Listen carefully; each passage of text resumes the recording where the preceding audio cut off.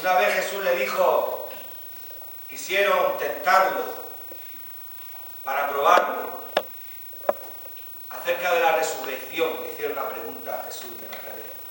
Y Jesús le respondió como solo él sabe responder. Y le dijo, para que sepáis que Dios es un Dios de vivos. Hablando acerca de Abraham, de Isaac y de Jacob. Que Dios es, todavía es Dios de vivos. Quiere decir que son vivos, que están vivos, que están gozando en el cielo, esperando el reino de Cristo en la tierra, hermano. Esperando el cuerpo nuevo, pero siguen, están vivos. Y esa es la enseñanza que Jesús le dio. Que Dios es un Dios de vivos. Santo tu nombre, Jesús. Un Dios de vivos. Abraham está vivo, hermano. Isaac está vivo, Jacob también está vivo. Están vivos porque nuestro Dios es un Dios de vivos que da vida, hermano. Por eso nosotros también tenemos que estar vivos, hermano. Tenemos que estar vivos en el Señor, hermano. Tenemos que bendecir a Dios con toda nuestra alma y darle gracias, como ha dicho el siervo, ha dicho un salmo precioso de todas las misericordias del Señor haré memoria. De sus hechos y de sus obras te acordaré. De sus hechos y sus obras te acordaré. Qué bonito. Amén. Qué espíritu de adorador tenía David, el rey David, como su corazón decía que con el arpa cantaba. Y qué precioso el salmo este. De las misericordias del Señor haré memoria. Sus hechos. Y me acordaré de sus hechos. Y hay otro salmo que dice que en gran congregación te alabaré y te proclamaré. Qué bueno, hermanos, que podamos sentirnos libres en la presencia del Señor. Pero poco a poco el Señor va a romper todos los esquemas y poco a poco el Señor va a romper esas barreras en el nombre de Jesús. Amén. Las va a romper, hermanos. Y aquí va a reposar la nube de la gloria del Señor, la Shekinah de Dios. Esa va a reposar aquí, hermano, la Shekinah de Dios. Dijo el hermano Manuel que cuando erigieron el templo por primera vez de Salomón tuvieron que salirse fuera porque no había quien estuviera dentro, de la gloria que había de Dios dentro. Bendito sea el Señor. Bueno, está en lo que nosotros busquemos a Dios. Si nosotros buscamos mucho a Dios, la gloria de Dios se manifiesta. Amén. Claro, se manifiesta. Eso es muy sencillo. Si las cosas del Señor son más sencillas de lo que nos pensamos. Cuando hay mucho clamor, cuando hay mucha adoración, también hay mucha gloria, hermana. También hay mucha gloria de Dios. Amén. Es verdad, es verdad. Dice la palabra de Dios, cuando hay mucha adoración hay mucha gloria de Dios. Cuanto más el clamor, más es la gloria de Dios. Así de sencillo, ¿eh? Hay una mujer que derramó un perfume que valía mucho dinero. Mucho dinero. Lo derramó, lo rompió, un frasco de alabastro, lo rompió y lo derramó a los pies del Señor. Y lo ungió con su cabello. Y fue criticado. Dice, este es Judas, el ladrón, que dice Juan que era ladrón. Decía que ese perfume se podía haber invertido para los pobres. Pero claro, tú no lo querías para los pobres. Tú lo querías para ti que sustraías de la cartera. Pero esa mujer dio, simboliza, representa una adoración. El perfume de alabastro dio su mejor perfume, su mejor adoración. Cuando va la gente a los estadios del fútbol y se ponen a gritar y hacer el aplauso al Messi y al Cristiano Ronaldo, le están dando su mejor adoración a las personas, a los ídolos. Se la están dando. Cuando van a los conciertos a ver sus artistas favoritos, que si viene el barrio o viene flamenco, que si viene cualquier otro, pues la gente da su mejor adoración, su mejor aplauso, su mejor grito, su mejor aclamación. Hermano, ahora que el Señor nos ha rescatado de las tinieblas y tenemos salvación, nos vamos a callar ahora. Nosotros tenemos que hacer fiesta al Señor cada día, tenemos que sentirnos libres en la presencia del Señor. Hermano, amén. Hermano, hay que sentirse libres, si somos una familia. Si aquí somos una gran familia, hermano. Y nada, es simplemente animaros a que a poquito a poco, pues que nos vayamos espabilando un poquito, que nos vayamos prendiendo. Préndete en el nombre de Jesús. Enciéndete en el nombre de Jesús, hermano. Hay alguien que rabia cuando tú alabas a Dios con tus labios. Hay alguien que rabia cuando tú dices, tú eres santo, Jesús. Cuando tú dices eso, hay alguien que se rechina los dientes y se cabrea. Hay alguien que se enfada. Cuando tú dices, te alaba mi alma, Señor Jesús, hay alguien que se enfada. se enfada mucho. ¿Sí? Cuando tú dices, gracias Jesús, cuando tú dices, gracias Jesús por tu sangre bendita, no puedes, le rechina los dientes. Cuando lo oye, cuando tú lo dices por tu boca, le da rabia, se cabrea, se enfada y se tiene que ir en el nombre de Jesús. Amén. Porque no puede estar. Ah, no, vamos a chinchar al diablo si de todas formas nos va a atacar igual.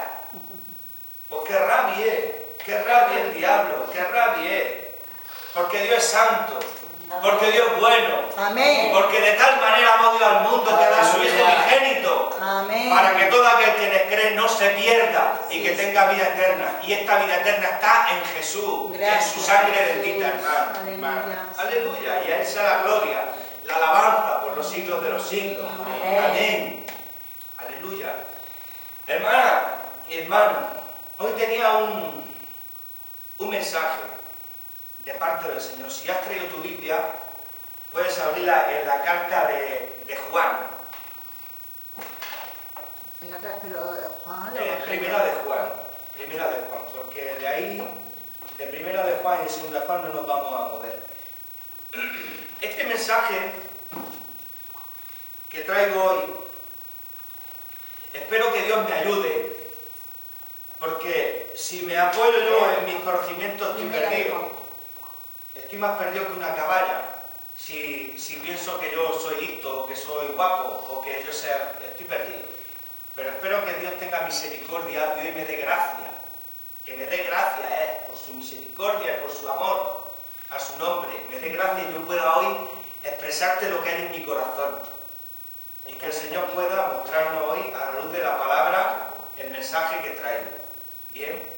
Porque yo soy inútil, yo no sé nada.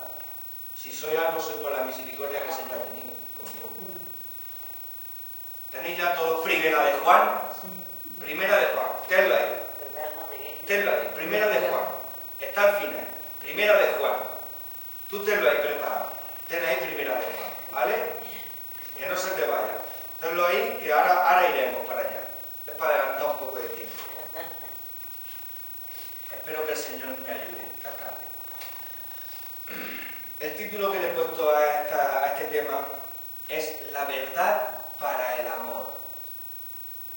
Y esta palabra se nos tiene que quedar en lo más profundo de nuestro corazón para no olvidarla.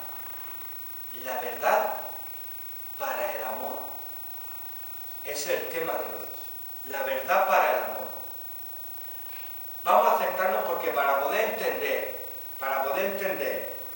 esta Primera de Juan, Segunda de Juan y Tercera de Juan, son tres cartas que escribió. Tres cartas. Primera de Juan, Segunda y Tercera. Estas son cartas que mandó a los hermanos a la iglesia. Pero para poder entender la forma, por qué escribe, por qué habla de estas cosas, tenemos que saber qué es lo que estaba pasando en esa época. ¿Amén? Amén. Tenemos que saberlo. Entonces yo voy a tratar, con la ayuda del Señor, voy a tratar de introduciros en el tema y en la época de lo que estaba pasando, para más tarde poder dar la aplicación del mensaje, para que podamos entenderlo más fácil. Primeramente, con la ayuda del Señor, voy a intentar introducirnos en el contexto histórico, de qué es lo que estaba pasando aquí, en la iglesia, con estos primeros cristianos. Pues resulta que cuando Cristo resucitó y ascendió, quedaron pues la iglesia de los apóstoles, ¿no? Vino persecución a la iglesia y bueno, y el evangelio se extendió por toda Asia, ¿de acuerdo? Pero ¿qué ocurrió? Que empezaron a surgir unas corrientes filosóficas. ¿Y eso qué son corrientes filosóficas? Pues surgió el gnosticismo. ¿Y qué es el gnosticismo? ¿El gnosticismo qué es? Se escribe GN, gnosticismo. ¿Y qué es esto? ¿Qué es estas corrientes filosóficas? Pues está claro que si es filosófico tenía que venir de los griegos, de toda esta gente que se movía mucho en el conocimiento. De hecho, la palabra gnosticismo significa en griego conocimiento. Conocimiento, la cabeza. La cabeza muy grande, mucho conocimiento. ¿Vale? Eso es lo que significa. significa gnosticismo. Mucha cabeza, mucho conocimiento, ¿vale? Cabezones. Y corrientes filosóficas, ¿vale? Pero ¿qué ocurre? ¿Qué está pasando en este tiempo? En el tiempo de Juan. Juan ya era mayor. Esta herejía era la más peligrosa que amenazó a la iglesia primitiva durante los 3 primeros siglos. Un siglo son 100 años, 300 años, amenazada la iglesia de los apóstoles por esta herejía. ¿Una herejía qué es? Una herejía es una enseñanza diabólica, ¿vale? Una enseñanza que viene de parte de Satanás, que Dios lo reprenda en el nombre de Jesús. Claro, y entonces pues esta herejía era peligrosa. Y esta enseñanza peligrosa fue influenciada por filósofos tales como Platón. No sé si habéis escuchado los libros de historia a Platón. Este Platón que era filósofo, ¿no? Pues esta herejía fue influenciada por filósofos como Platón.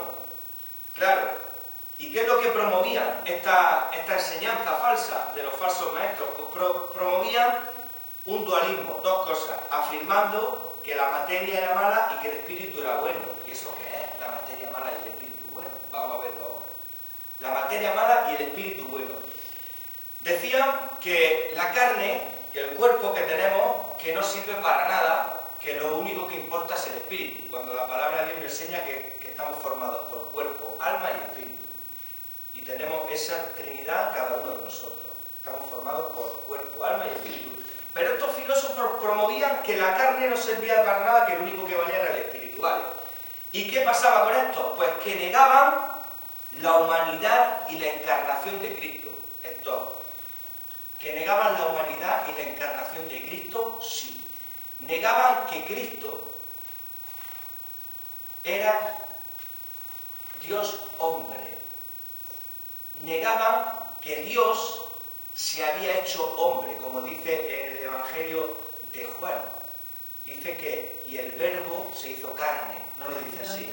Pues sí, y habitó entre nosotros. Pues estos se marcan una historia diciendo que su conocimiento elevado que tenían era más alto que las Escrituras, que tenía más fuerza, lo que el conocimiento de ellos en su filosofía valía más que la santa palabra de Dios. Eso es lo que decían, claro. Pero esto nos recuerda también que esto pasó también con Roma, con la Iglesia Católica, porque resulta que llegaron a decir que lo que decían los curas y los obispos era más importante que lo que decía la Biblia en sí. Por eso Martín Lutero sacó sus 90 tesis y las 5 solas de la Reforma, y la primera era sola escritura. Sola escritura. Que la palabra de Dios tiene más fuerza y tiene más poder y vale más que todo. Que el hombre se tiene que sujetar a lo que dice la palabra de Dios. No la palabra de Dios se tiene que sujetar a lo que diga el hombre. ¿Cuántos dicen amén? Amén. Amén. Pues así es, hermano. Entonces esta gente negaba la humanidad y la encarnación de Cristo. Y su conocimiento decían que era más importante que la Escritura. En lugar de que la revelación divina juzgase las ideas del hombre querían juzgar la palabra de Dios. Fíjate el camino que llevaban. Claro. Y esta herejía incluía dos formas básicas. Decían que el cuerpo físico de Cristo, que no era real, conocido como docetismo. Que el cuerpo de Jesús, creciendo de que era niño, que no era real. Eso es lo que decían. Y otra cosa que decían, guiados por un tal Cerinto, decían que el Espíritu de Cristo descendió sobre Jesús humano el día de su bautismo y le abandonó en el día de la crucifixión. Eso es lo que decían.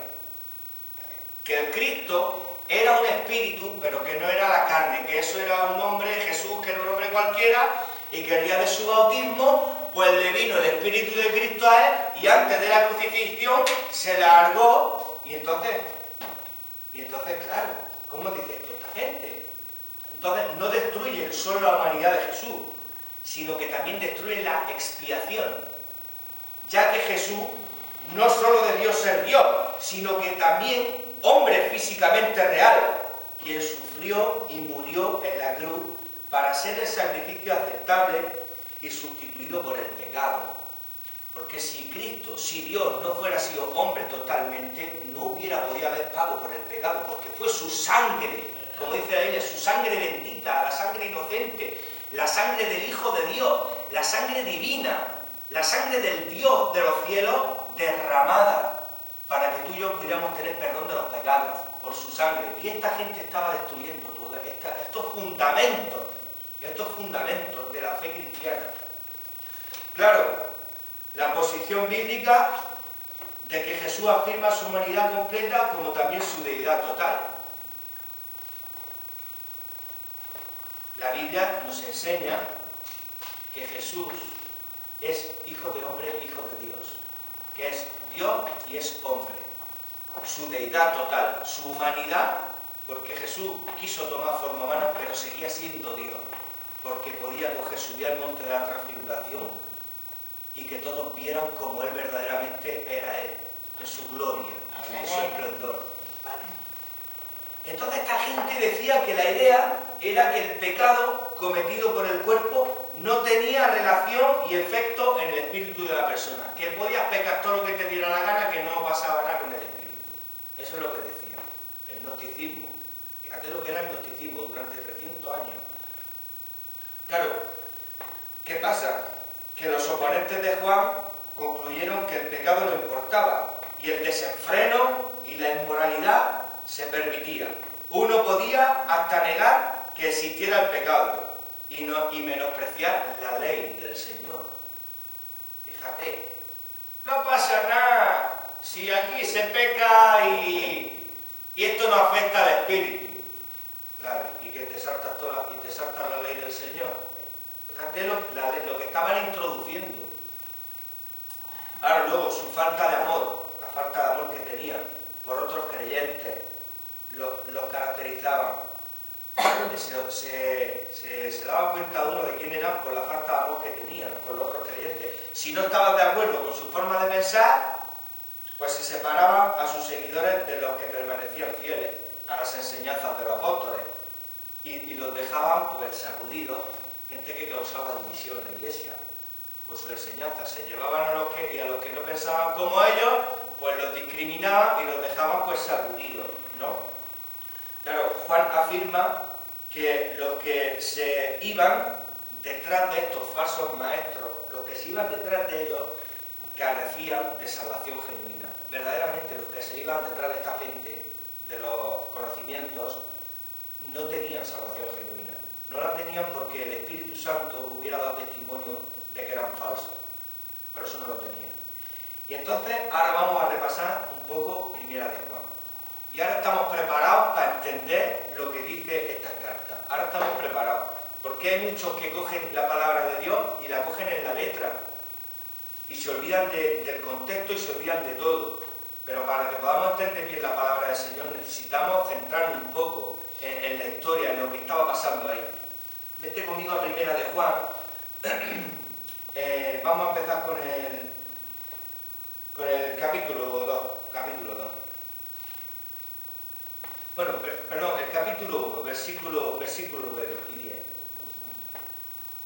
Capítulo 1, versículo 9 y 10. Dice que si confesamos nuestros pecados, Él es fiel y justo para perdonar nuestros pecados y limpiarnos de toda maldad. Si decimos que no hemos pecado, le hacemos a Él mentiroso y su palabra no está en nosotros. Fíjate tú, el primer versículo, hablando de que si decimos que no tenemos pecado, pues dirigido por estas cosas que estaban introduciendo estas personas, que se podía pecar y no se afectaba el espíritu. Y aquí Juan hace referencia de que Dios es luz, de que no podemos decir que no hay pecado, como esta gente dirá, no, si esto no es pecado porque dice que le hacemos a Dios mentiroso por su ley, y entonces su palabra no está en nosotros. Y entonces dice en el 2.3, dice que, y en esto sabemos que nosotros le conocemos, si guardamos sus mandamientos.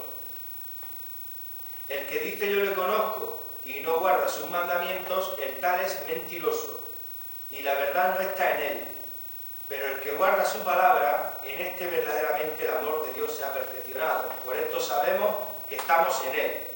El que dice que permanece en él, debe andar como él anduvo. Amén. Bendito sea el Señor. Entonces, ya la carta va condicionada por todo este problema. Porque esto no era un problema pequeño. Esto era un problema grandísimo. grandísimo. Era muy peligroso lo que estaba ocurriendo en ese tiempo. Esa enseñanza de los tales gnósticos estaba haciendo estragos entre los cristianos, separaciones, gente confundida, un problema terrible. Claro, y encima de todo, el que no pensaba como ellos, pues lo discriminaba y le hacía la cruz del gato. Como dice en el capítulo 2, versículo 9, dice, el que dice que está en la luz, y aborrece a su hermano, dice que está todavía en tinieblas. Capítulo 2, versículo 9. El que dice que es cristiano, que está en la luz de Cristo, pero aborrece a Dani y al Manolo, está en tinieblas. Porque lo dice la palabra del Señor. Tenemos que amarnos los unos a los otros. Dice que el mandamiento es amarnos y que el amor a Dios es el mandamiento, o sea que una cosa es para la otra. Si queremos amar a Dios, pues tenemos que amar a los hermanos. Hermanos, eso es así, de sencillo. Claro, entonces pasa esto, hermano, que Juan tiene que escribir unas cartas bastante contundentes dirigidas a los cristianos. Y dice en el capítulo 2, versículo 19, dice que salieron de nosotros, pero no eran de nosotros, porque si hubiesen sido nosotros, habrían permanecido con nosotros. Pero salieron para que se manifestase que no todos son de nosotros. Porque hay muchos que dicen que estos que se fueron, que eran cristianos que habían perdido la salvación. De eso nada, hermano, de eso nada. No eran cristianos que habían perdido la salvación. Aquí dice claramente que salieron de nosotros, pero no eran de nosotros, porque si lo hubiesen sido, habrían permanecido. Una de las características más importantes de fe genuina y una de las características más importantes de un nuevo nacimiento y de una salvación genuina es que el que ha nacido de Dios, ese permanece hasta el final. Amén. Ese permanece hasta el final, porque lleva el Espíritu de Dios dentro y le hace que persevere. Y hermano, y eso lo leímos en mi casa con mi padre, de lo del Espíritu del Señor. Mira, lo dice en el capítulo 3, en el versículo 8. Capítulo 3, versículo 8.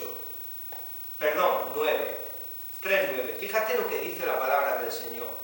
Dice que todo aquel que es nacido de Dios no practica el pecado. Practicar el pecado es que se revuelca y se goza, ¿vale? Porque un cristiano resbala y cae en el fango, ¿vale?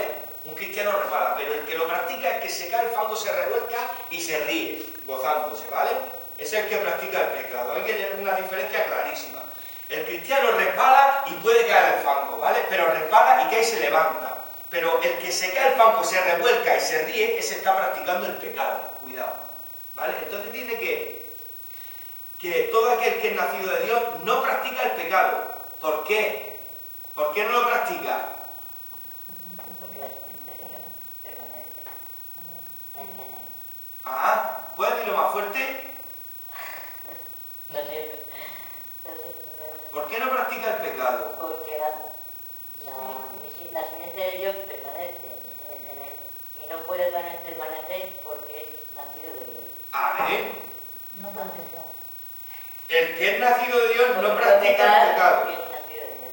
Porque la simiente de Dios, el Espíritu de Dios, la simiente permanece en él. Amén. Y no puede pecar porque es nacido de Dios. Amén.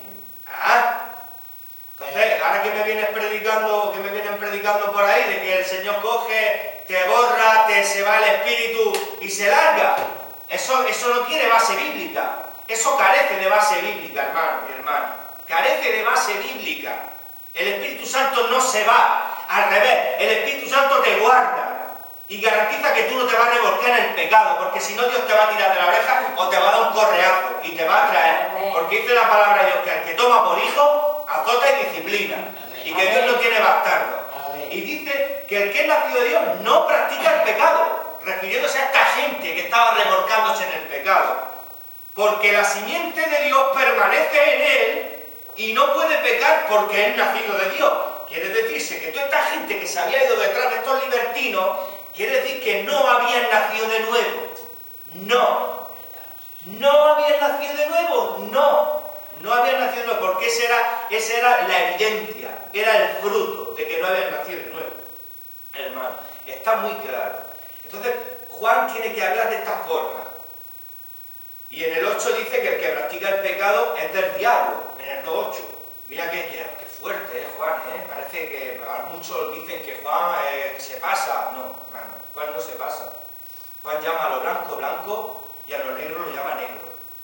Y dice que el que practica el pecado es del diablo, porque el diablo peca desde el principio. Y dice que para esto apareció el Hijo de Dios, para deshacer las obras del diablo. Amén. Bendito sea el nombre de Amén. Jesús. Amén. Bendito sea Él. Entonces aquí, pues Juan está haciendo una referencia a que el cristiano genuino se identifica por el conocimiento de la sana doctrina, el conocimiento de la sana doctrina que muchos no tienen claro todavía, porque esta gente dijeron que Jesús, pero hoy en día tenemos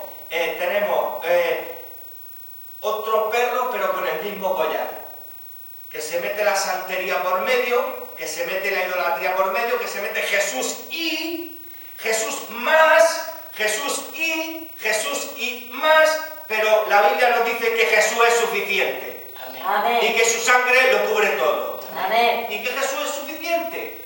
Eso es lo que dice la Biblia. Pero hoy en este tiempo estamos viendo algo parecido a esto, que es la mezcla. Jesús y lo otro. Y no quiero entrar en detalle. Bendito sea el Señor.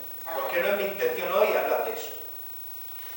Y entonces Juan, pues, tiene que hablar de esta forma.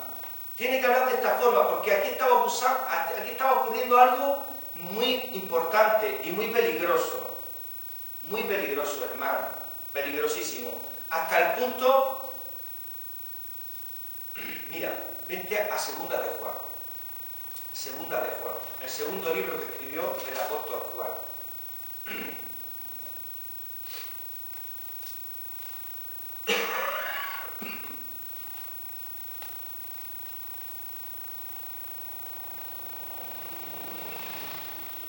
Leemos desde el 8, perdón, desde el 7. Dice, porque muchos engañadores han salido por el mundo, que no confiesan que Jesucristo ha venido en carne. Ahora podemos entender esto un poco mejor. Le dice que no ha venido en carne.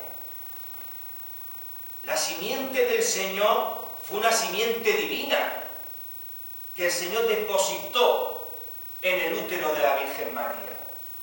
Era divina, no era una semilla de hombre, era una semilla de Dios. Quiere decirse que esa semilla, esa simiente era una simiente ya divina desde el principio. Entonces, claro que vino en carne, y murió también en sangre. Vivió, nació siendo Dios y murió siendo Dios, hermano. Y esto era lo que tenía que defender el apóstol Juan. Esto era lo que tenía que defender, hermano. Entonces dice que muchos engañadores han salido por el mundo, que no confiesan que Jesucristo ha venido en carne. Quien esto hace es engañador y el anticristo. Fíjate, qué duro eres, Juan. No era duro, hermano. Esto era muy peligroso lo que estaba ocurriendo aquí. Y tenía que hablar de esta forma.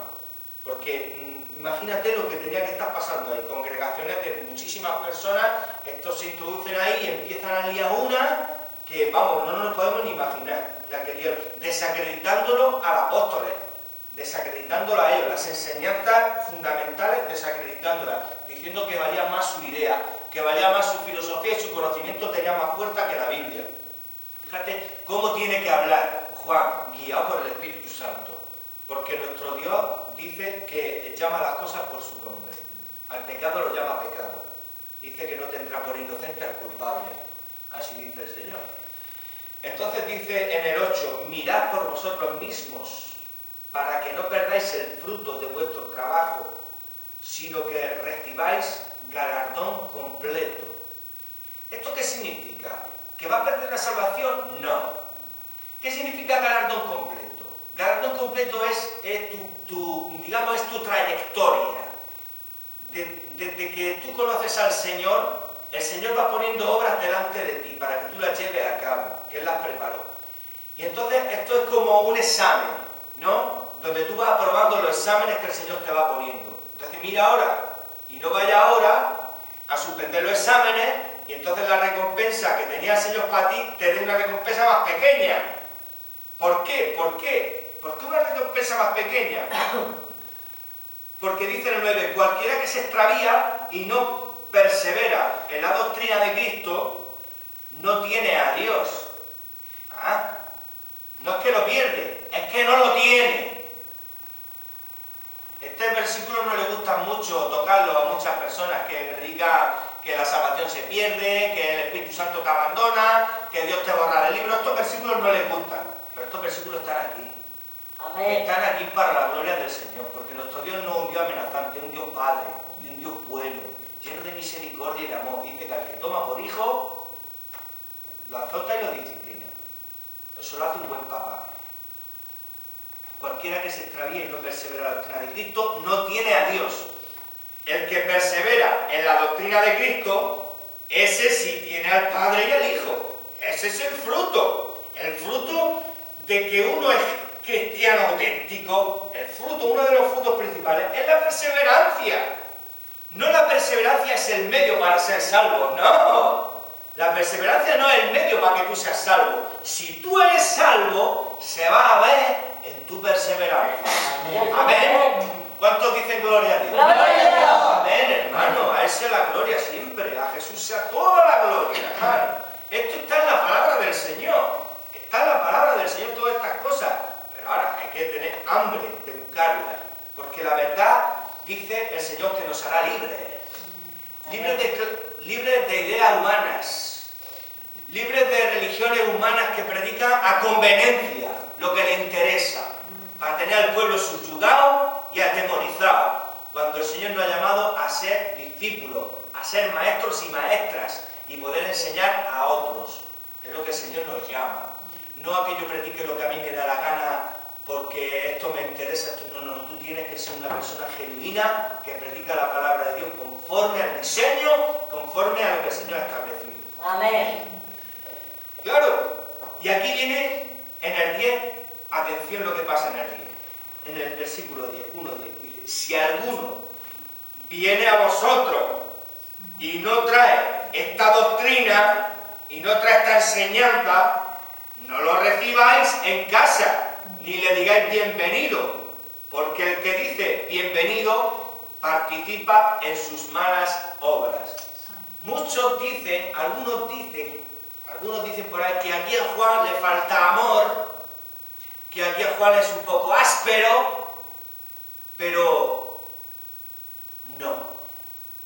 no, porque estas personas estaban introduciéndose dentro de las congregaciones y estaban creando una confusión total, tirando el fundamento de la fe, de que Cristo en sí no era el hombre Dios, sino que vino un espíritu y luego lo abandonó. No. El Señor Jesús nació siendo hijo de Dios, vivió siendo hijo de Dios, y su sangre que derramó en la cruz del Calvario era la sangre del unigénito hijo de Dios. Amén. Así es. Y Juan tenía que defender esto a capa y espada, porque esto eran palabras mayores y cosas muy serias, y tenía que ser así, porque si tú le das la bienvenida a esta gente que está destruyendo el nombre de Jesucristo, tú te estás haciendo cómplice de ellos. Entonces no se trata de que tú no ames al extraño, claro que hay que amarlo, pero lo que se trata es de tener discernimiento, de darle cobijo a un hijo del diablo, que está tirando por los suelos el nombre de Jesucristo. Y eso es lo que Juan le está diciendo, no lo hagáis, porque esto viene de parte del anticristo, porque vosotros sabéis que el anticristo existe, y el espíritu del anticristo ya está en funcionamiento. Solo falta que se manifieste la persona, pero tú y yo no estaremos aquí. Tú y yo estaremos gozando. Amén. Estaremos gozando. Pero el espíritu del anticristo ya está, dice la Biblia, que ya está el ministerio del anticristo, ya está ese espíritu. Pues claro que sí. Si nada más que tienes que examinar lo que están predicando por Roma, nada más que tienes que ver lo que están predicando en algunos sitios. Pero claro, pero aquí tenemos la palabra infalible del Señor, que es la lámpara a nuestros pies y lumbrera nuestro camino. Este es el detector de mentiras del diablo. Este es el detector de las mentiras del diablo. Este es el detector. Esta es la palabra viva, eficaz. La palabra del Señor es viva y eficaz. Y es la que necesitamos. La palabra de Dios es lo único que necesitamos. Porque ya lo dice Pedro. Ya lo dice Pedro. La palabra profética más segura. Tenemos también la palabra profética más segura. Que dice, a la cual hacéis bien en estar atentos, como una antorcha que alumbra el lugar oscuro, hasta que el día esclarezca y el lucero de la mañana salga en vuestros corazones. Fíjate, ¿eh? La antorcha. La palabra de Dios es como una antorcha que descubre a los falsos, a los mentirosos, a los que dicen ser y no aman, a los que dicen ser y hacen lo que les da la gana. La palabra de Dios los descubre.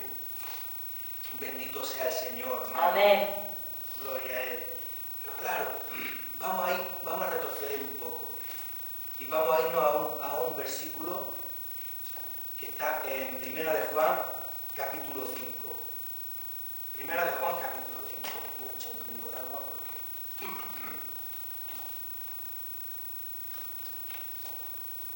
Este versículo, cuando yo lo leí por primera vez, no me enteré de nada. Te lo digo sinceramente. No me enteré de nada cuando lo leí por primera vez. Pero con la ayuda del Espíritu Santo y con unas herramientas de estudio que son de Dios, porque Dios también se usa de las herramientas de estudio. El Señor se usa también de estas cosas. Pues el Señor nos pudo iluminar el entendimiento. Fíjate cómo se titula, el testimonio del Espíritu, en el 5:6. En el 5:6, el testimonio del Espíritu. Dice, este es Jesucristo, que vino mediante agua y sangre. No mediante agua solamente, sino mediante agua y sangre. Yo cuando leí esto por primera vez no me enteré de nada. Que esto de que vino mediante agua y sangre, no mediante agua solamente, sino mediante agua y sangre, pues la respuesta la tiene en que estos gnósticos decían que cuando Jesús fue a bautizarse en el río Jordán por Juan el Bautista, dice que ahí fue cuando le vino el Espíritu del tal Cristo, pero que de ahí para atrás no era el Cristo. Y que cuando antes de morir, antes de la crucifixión, el Espíritu de Dios lo abandonó y ese que estaba ahí era un simple hombre. Claro, entonces aquí, ¿cómo responde Juan?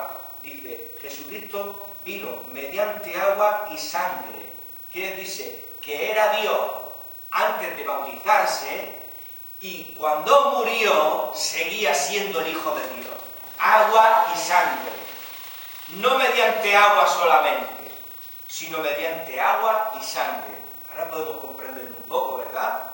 Bendito sea el Señor.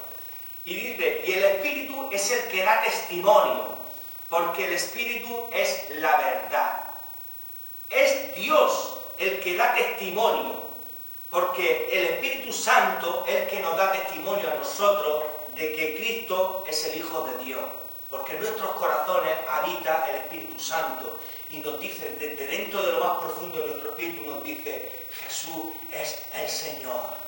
Nos lo dice de lo más profundo dentro, pero Dios también da testimonio, como lo dio el día del bautismo, que dijo, este es mi Hijo amado, a él oí. La palabra de Dios da testimonio de Jesucristo, el Hijo de Dios.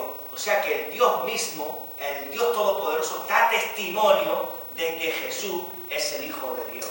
Amén. Claro, entonces el Espíritu es el que da testimonio, porque el Espíritu es la verdad, porque Dios es la verdad. ¿Lo entendemos, verdad? Amén. Bendito sea el Señor. Claro, y luego dice en el 7, porque tres son los que dan testimonio en el cielo. El Padre, el Verbo, que es Jesús, el Hijo, y el Espíritu Santo. Y estos tres son uno, la Trinidad. Claro, dice que antiguamente para creerse algo, en un juicio, en un pleito, en la época de Israel, para creerse algo, si una cosa era verdad, de algún problema, de algún asunto, tenía que haber como mínimo 3 testigos, para que alguien pudiera ganar veracidad frente a algún problema o algún conflicto. Pues fíjate lo que dice, que tres son los que dan testimonio en el cielo: el Padre, el Hijo y el Espíritu Santo. Y estos tres se mueven en el cielo. Pero dice que en el 8, y tres son los que dan testimonio en la tierra: el Espíritu, el agua y la sangre. Estos tres concuerdan. El Espíritu es Dios confirmando que ese es su Hijo. La palabra de Dios confirmando que ese es su Hijo. El agua en el bautismo, la investidura del Espíritu Santo y la voz de Dios diciendo: este es mi Hijo al cual tenéis que oír y obedecer. Y la sangre en la cruz del Calvario, cuando dice: Padre, consumado es, ya está hecho.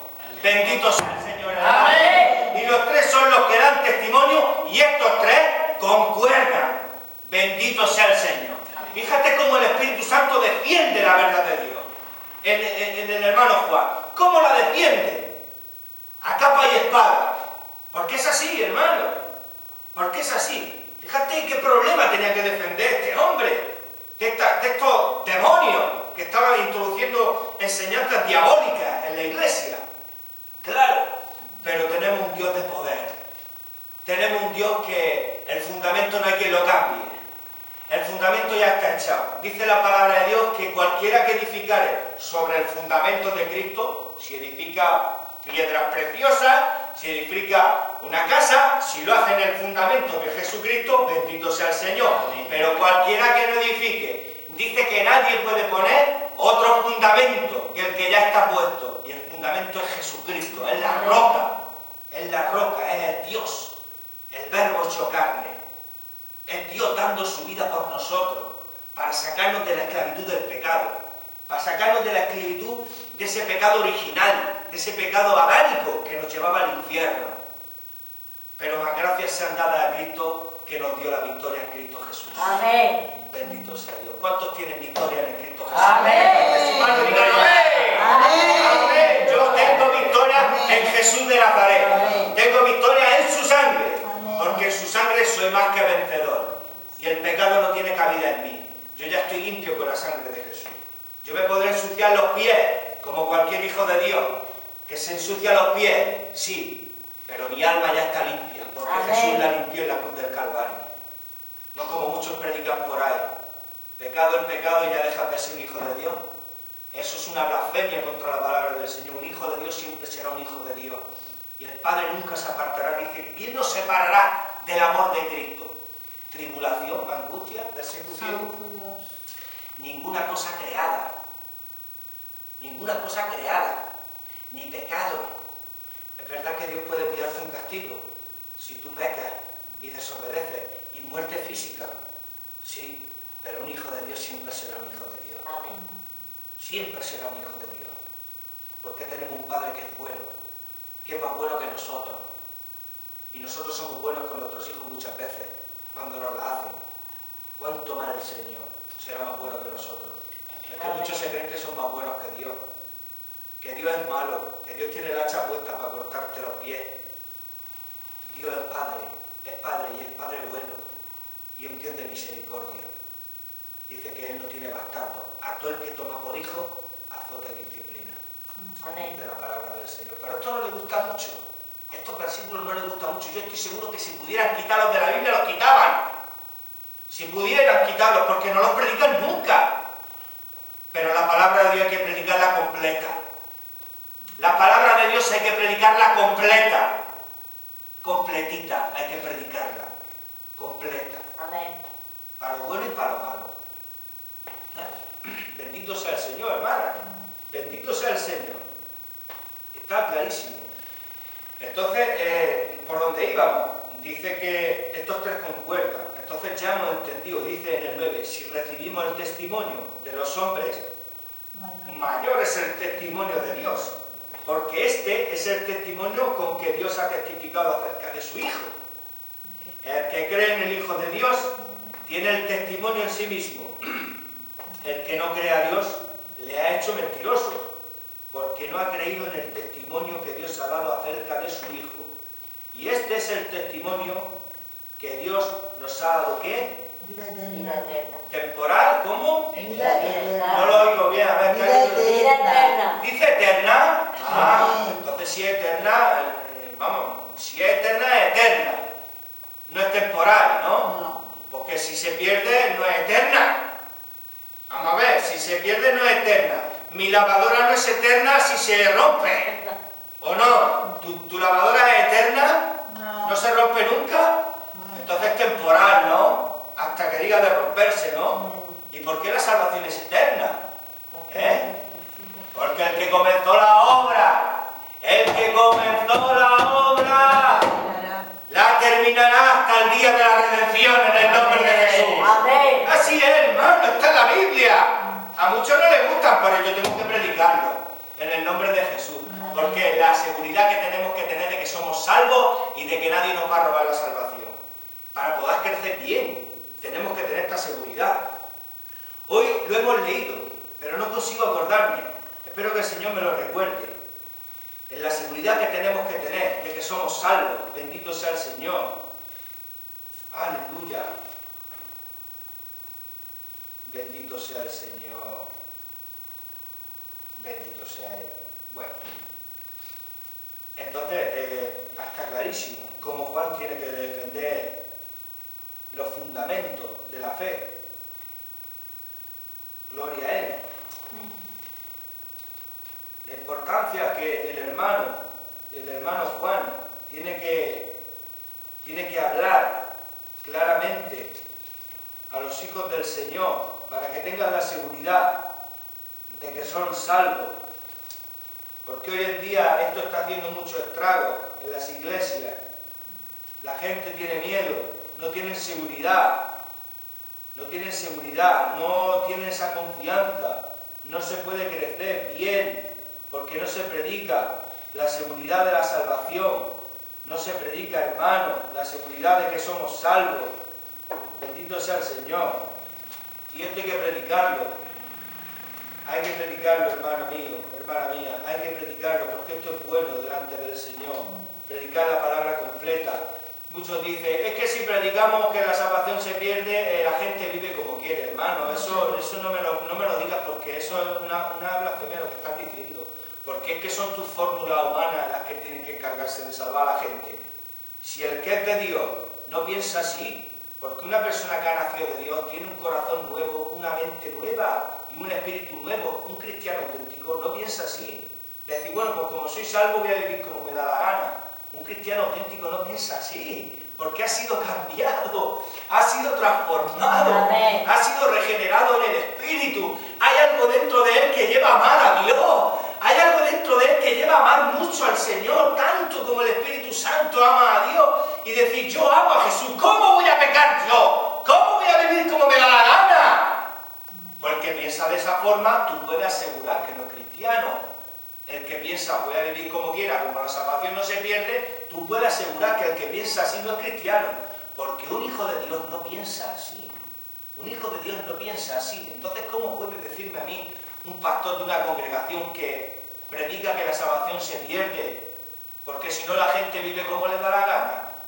Pero es que son tus fórmulas humanas las que se tienen que encargar de guardar a la gente. O tú tienes que predicar la palabra de Dios verdaderamente, como es ella. Y si alguno piensa de esta forma, pues ya sabes por qué piensa así, porque verdaderamente no tiene el convencimiento del pecado que te da el Espíritu Santo. Entonces, hermano, la palabra de Dios hay que predicarla completa, tal y como es. Hermano, la salvación es eterna. Una persona que recibe el Espíritu Santo, ya lo hemos leído antes, que no puede pecar. ¿Por qué? Porque la simiente de Dios que dice permanece en él. Permanece en él. Hermano, están ahí los versículos maravillosos. Versículos maravillosos, hermano, que gloria bendita de palabra el Señor dice, si yo estoy con vosotros, ¿cómo te vas a perder tú, hijo mío? Pero si aunque tú te perdieras por ahí, yo salgo a buscarte. Y si tú dices de hacer pecado, yo te voy a traer de la oreja. Amén. Porque el Señor te ama, te quiere y te guarda y te protege. El Señor no se olvida de ti. Amén. El Señor no te borra, hermano. ¿Qué va, hombre? Son gente que no estudia la Biblia. Personas que no estudian la palabra del Señor. Porque la palabra del Señor hay que escudriñarla, hay que estudiarla. Hermano, para ser de bendición. Porque Dios no nos ha llamado a meter temor a las iglesias, para que llegue un pastor de por ahí diciendo, hoy no vengo a traer temor, vengo a traer terror. Venga, hombre, hermano, por favor, se ha perdido el temor del Señor. Tú tienes que bendecir al pueblo de Dios, tú tienes que dar al pueblo la seguridad que tienes que tener en el Señor. Hermano, bendito sea el Señor. Y no me quiero salir del tema de la aplicación, porque hemos dicho que en la predicación el título era La verdad para el amor. Y hemos visto que Juan les dice, no los metáis en las casas, le dice Juan, no los metáis en las casas y le digáis bienvenido, porque el que dice bienvenido participa en sus malas obras. Anda, ¿es que le falta amor? No, es que tenía que ser así, hermano. ¿Por qué? Aquí viene la aplicación. Voy a terminar enseguida. Dice la aplicación que el amor y la verdad son inseparables en el cristiano. Toma nota de eso. El amor y la verdad son inseparables en el cristiano. Un cristiano que no vive en la verdad está tropezando en el amor de Dios. El amor y la verdad son inseparables. Donde hay verdad de Dios, tiene que haber amor de Dios. Van de la mano, hermano. La verdad y el amor van de la mano, son inseparables.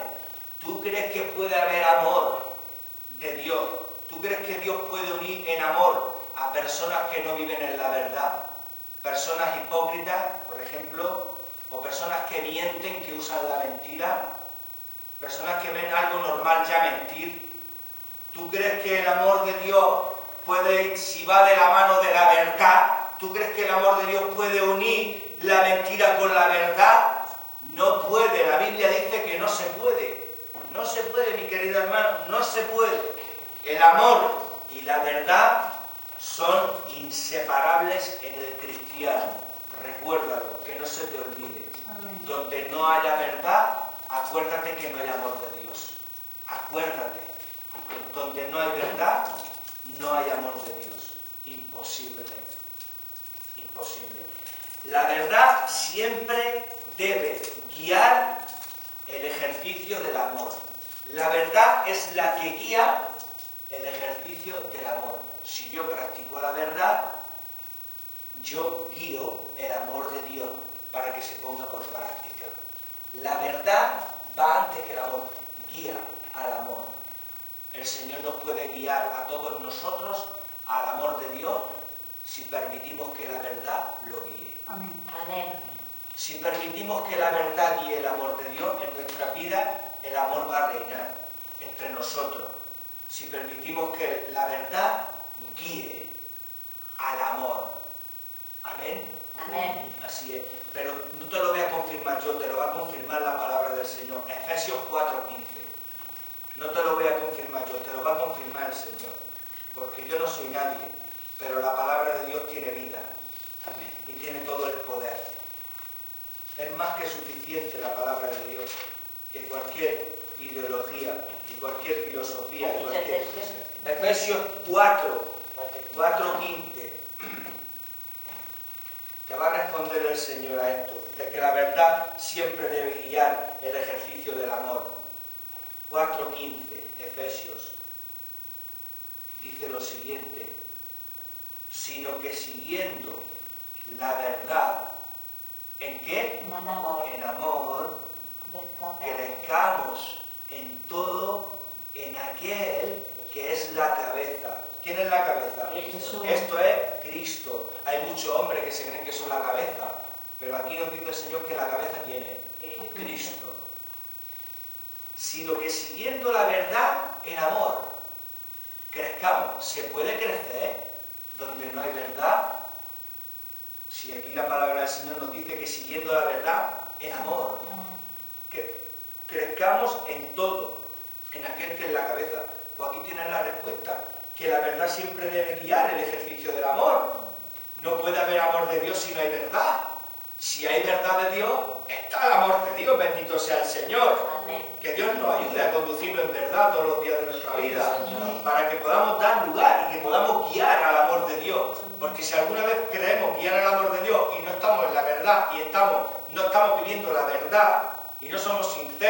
y no hablamos verdad, sino que mentimos, sino que la mentira forma parte de nuestra vida, ¿cómo podemos guiar el amor de Dios? Es imposible, hermano. Dios no se equivoca y Dios no se confunde.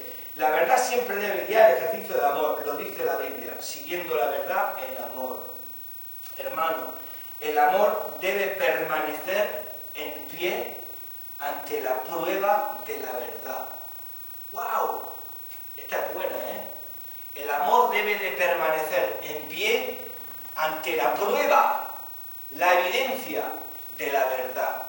Si no hay evidencia de verdad, el amor no permanece en pie. No. La verdad determina los límites del amor y como consecuencia de unidad. ¿Cómo? ¿Qué quiere decir esto? Que según la verdad que uses, así tendrá límites el amor de Dios. Si tú eres una persona que usa mucho la verdad, el amor de Dios alcanzará unos límites incalculables. Pero si tú eres una persona que usa poco la verdad de Dios, el amor de Dios no puede, sino que lo limitamos. Pues esto pasa en muchas iglesias, que es una falta de amor tremenda. Hay iglesias que no hay ni pizca de amor, no se percibe amor por ningún sitio. ¿Sabes por qué? Porque en algún momento han limitado el amor de Dios por falta de verdad. Por falta de verdad y por mucha mentirijilla. Mucha mentirijilla. Que Dios llama pecado. A la mentirijilla, ¿sabes cómo la llama el Señor? Pecado. Pecado. La verdad. Claro, y como consecuencia, la unidad. Si la verdad determina los límites del amor y la unidad, si hay verdad de Dios, hay amor de Dios, y si hay verdad de Dios y amor de Dios, hay unidad. Bendito sea el Señor. Amén. Así es, hermano. Si hay verdad de Dios, hay amor. Y si hay verdad de Dios y amor, ¿qué es lo que hay? Unidad. Unidad. Bendito sea el Señor. ¿Puede haber unidad donde no hay verdad de Dios? ¿Puede haber unidad donde no hay verdad de Dios? Si donde no hay verdad de Dios, el amor de Dios no está, ¿cómo puede haber unidad? ¿Cómo es posible? Imposible. Imposible. Mira, la verdad, y termino, la verdad debe existir antes de que el amor pueda unir. Atención, atención, la verdad debe existir antes de que el amor pueda unir, ya que la verdad genera amor. Bendito sea el nombre del Señor. Primera de Pedro 1:22. Claro, que nos lo va a decir el Señor en Primera de Pedro 1:22. No hace falta que lo busque, ya así voy más rápido. Dice en Primera de Pedro 1:22, mira, habiendo purificado vuestras almas por la obediencia a la verdad, mediante el Espíritu, para el amor fraternal no fingido. Amén. Amaos unos a otros entrañablemente de corazón puro. Date cuenta, habiendo purificado vuestras almas por la obediencia a la verdad, obedece la verdad mediante el Espíritu, obedece la verdad mediante el Espíritu, para el amor fraternal no fingido. Bendito sea el Señor. La verdad debe existir antes de que el amor pueda unir. ¿Tú te crees que nosotros, cualquier hermano, puede estar unido a otro hermano? Si un hermano, si tú crees que yo puedo estar unido al hermano Antonio, si yo miento, si yo no soy sincero, si yo no soy transparente con él, que tengo dos caras, que voy a hacerle daño, que voy a criticarlo, que no lo valoro, que no lo aprecio, y que yo miento, que no digo verdad, y que no vivo en la verdad? Pero ¿cómo puede el amor de Dios? ¿Cómo puede el amor de Dios unirnos? ¿Cómo puede unirnos si yo no soy verdadero y él sí? Si él es sincero y yo no. ¿Cómo puede el amor de Dios unirnos? ¿Cómo? ¿Es que tiene relación las tinieblas con la luz? ¿Se puede unir las tinieblas con la luz?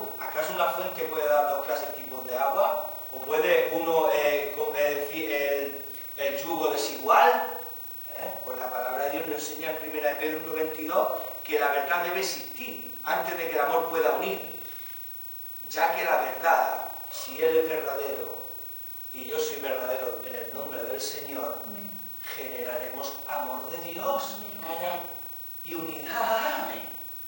Si Él es sincero y verdadero delante del Señor y yo también, generaremos amor de Dios y por consiguiente unidad en el nombre de Jesús. Así es la palabra del Señor, hermano. Pero se puede tener unidad donde no hay verdad, donde hay mentirosos más que Pinocho. ¿Se puede? ¿Puede haber unidad donde hay mentirosos que mienten más que Pinocho? No puede haber unidad jamás de los jamás, hermano, porque Dios es verdad y se mueve en la verdad. Y la iglesia de Dios dice que es columna y baluarte de la verdad, hermano. La verdad que muchos ya no se acuerdan de la verdad. La verdad. La verdad es muy importante en el Señor. Lo estamos viendo hoy. Lo importante que tiene es ser una persona verdadera que no te pones ni una pequeña mentira en la boca. Y cuanto más cuando esto ocurre a nivel congregaciones, a nivel ministerio grande. Ay, bendito sea el Señor, qué destrozos más grandes se hacen. ¿Qué destrozos más grandes se hacen cuando esto ocurre a nivel ministerial? Hombres que pierden el temor de Dios y que ya no son verdaderos, que ya no hablan verdad, que se acostumbran a decir mentiras. Pues ya lo estamos viendo las consecuencias, que no hay unidad, que no hay amor. ¿Por qué? Por la verdad. Fíjate que la verdad va adelante. Ya lo hemos visto claramente en la palabra del Señor, que la verdad debe existir antes que el amor pueda unir. Por eso, ¿cómo le dice Juan a esta gente? No le digáis bienvenido porque no van en verdad, porque no tienen la verdad del Señor, porque son unos mentirosos, porque están destruyendo el testimonio de Cristo, no podéis tener comunión con ellos. Le dice Juan, dice, no le digáis bienvenido, porque no viven en la verdad del Señor. Pero yo le estoy dando una aplicación más actual, porque esto nos vale para hoy. Esto lo necesitamos saber hoy. Todas estas cosas necesitamos saberlas hoy. ¿Qué es lo que está pasando en la iglesia, hermano? ¿Qué está pasando? ¿Qué está ocurriendo? ¿Por qué no se percibe el amor de Dios? ¿Por qué no hay unidad entre algunos ministerios? ¿Por qué? ¿Por qué tantos problemas? Quiero decirte que te digo en el nombre del Señor que el problema está en la verdad. Que muchos han perdido el temor de Dios y ya no caminan en la verdad. Ya no son transparentes y por eso no puede generar amor, no puede generar unidad. Y termino con la última termino. Mira, cuando alguien falta a la verdad, mucha atención, cuando alguien falta a la verdad, el amor cristiano verdadero y la unidad son destruidos. Bendito sea el Señor. Esto es muy, muy serio. Cuando alguien falta a la verdad, el amor cristiano verdadero, lo genuino, los quilates que decía el siervo, los quilates, el amor genuino y la unidad son destruidos cuando falta la verdad.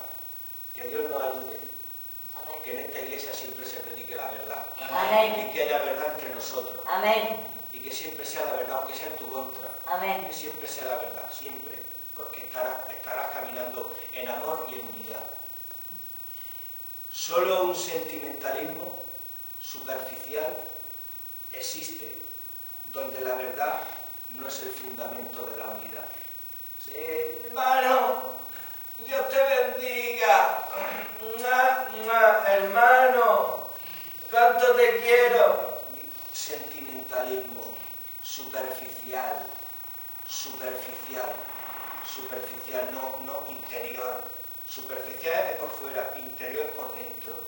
El amor por dentro nos dice que es un sentimentalismo superficial. Cuando la verdad no es el fundamento, cuando la verdad no es la base, cuando la verdad no es el cimiento, no es la base, lo que hay, ¿sabes lo que es? Es un sentimentalismo superficial de hola hermanito, ay, qué bien te quiero, venga, venga, adiós, ya está, ya no me acuerdo, ya. Bueno, pero cuando una persona es sincera, tú lo notas. Cuando una persona es de hay algo, un cristiano tiene un detector ahí que dice, este hermano, lo noto como nosotros, este hermano es sincero, bendito sea el Señor, este hermano parece que tiene quilate, es sencillo, sincero, hermano, bendito sea el Señor, me da el espíritu, me da que este hermano es transparente, que es sincero, claro, y que genera, cuando hay verdad, Amor. y el amor que genera, Verdad. unidad. Bendito sea el Señor, que me lo está diciendo el hermano Antonio, que Dios lo bendiga. Aleluya. Amén. Amén. Gloria al Señor, como Dios lo bendice. Hermano, Amén. fíjate tú, si aquí vamos a aprender todo. Qué importante es la verdad, mi querido hermano. Qué importante es la verdad y qué poca importancia se le está dando en estos tiempos a la verdad, mi querida hermana. Qué poca importancia se le está dando a la verdad a las personas que se callan la boca cuando ven el pecado y no lo denuncian, hermana. Qué poca importancia se le está dando a la verdad a Dios, por eso no puede haber amor, por eso no puede haber unidad, si estamos faltando a la verdad. ¿Cómo puede haber unidad? ¿Cómo puede haber amor si se falta a la verdad, mi querido hermano? Se queda todo en un sentimentalismo superficial, en hipocresía. Se queda en hipocresía. Dios te bendiga, sí, Dios te bendiga, Dios te bendiga. Y de ahí no pasa. Y luego te ven por la calle y se cambian las velas, a lo mejor. Pero una persona que va de verdad, hermano, que va a decir, hermano, aquí estoy en mi casa, venga, ¿cuándo viene a visitarme? ¿Cuándo viene a verme? ¿Cuándo va a mi casa, hermano? ¿Qué te pasa? ¿Dónde nos vamos? Venga, va, un hermano quiere abrir el corazón, se nota. Cuando un hermano es sincero se nota y se ve, se transmite, se huele. Hermano, pero para que haya eso, tenemos que ser verdaderos. Siempre, la verdad que reine. Acuérdate de estas palabras, si alguna vez el Espíritu Santo te las pone en tu mente. La verdad para el amor. Acuérdate de esa palabra. La verdad para el amor. Para que haya amor, tiene que ser fundamento la verdad. Aquí hemos puesto un ejemplo de toda una epístola entera. Qué importante es la verdad. Y si no, que se lo digan a nuestro Señor Jesucristo. Y si no, que se lo digan también a sus apóstoles. La defensa de la verdad. Cuando dice, no sé si es la carta de Judas, dice que os ordeno encarecidamente que defendáis la fe. Os ordeno encarecidamente que defendáis la fe. La verdad, hermano, donde haya verdad, allí hay amor de Dios. Amén. Y el amor de Dios es lo que te llena. Aquí no importa que seamos 4 o 5, o que seamos 6 o 7, pero el amor de Dios inunda nuestros corazones. Amén. Y la unidad va creciendo cada día más, porque queremos que el Señor, sabemos lo importante que es para el Señor que caminemos en verdad. ¿La verdad para qué? Para el amor. Para el amor. Acuérdate de esa palabra. Acuérdate de lo de primera de Juan, las cartas de Juan. Ya hemos estudiado el contexto, cuál era, lo que decía toda esta gente. Es importante defender la verdad. Porque cuando tú defiendes la verdad, quizás te creas enemigos. Te puedes crear muchos enemigos. Pero ya lo dijimos una vez, que más vale que tú estés metido en un horno de fuego y Jesús esté dentro contigo, que no esté en el palacio de un rey y Jesús no esté, vamos, esté a la puerta, llamando, y Jesús no esté en ningún sitio, hermano. Amén. Amén. Que Dios te bendiga.